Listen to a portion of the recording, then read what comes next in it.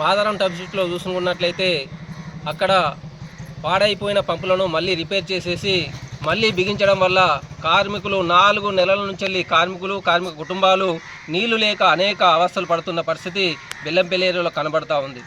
వారు డ్యూటీకి రావడానికి కూడా అనేక ఇబ్బందులు పడుతూ ఈ యొక్క నీటి సమస్యతోని కుటుంబాలలో అనేక రకాలుగా ఈ యొక్క వ్యాధిన బారిన పడ్డ కుటుంబాలు కూడా అక్కడ నీళ్లు లేక అనేక అవస్థలు పడుతున్న పరిస్థితి ఈ యొక్క మాదారం టౌన్షిప్లో తర్వాత బెల్లంపల్లి ఏరియా గోలిట్లో కనబడతా ఉంది. మనం ఇట్లా మాదారం టౌన్లో చూసినట్లయితే 4 నెలలుగా ఒక పంపు కూడా బిగించలేని పరిస్థితి ఇక్కడ యాజమాన్యాన్ని తర్వాత గుర్తింపు సంఘానికి కనబడతా ఉంది. ఈ గుర్తింపు సంఘం అనేది 4 నెలల నుంచి కూడా ఈ యొక్క సేఫ్టీ మైన్ కమిటీలో చర్చించాల్సిన ఏఐటీసీ నాయకత్వం కేవలం వాళ్ళు ఈ యొక్క పట్టించుకోకుండా అక్కడ సమస్యను కూడా కార్మిక సమస్యలు గాలికొదిలేసి తిరుగుతున్న పరిస్థితి కనబడుతూ ఉంది.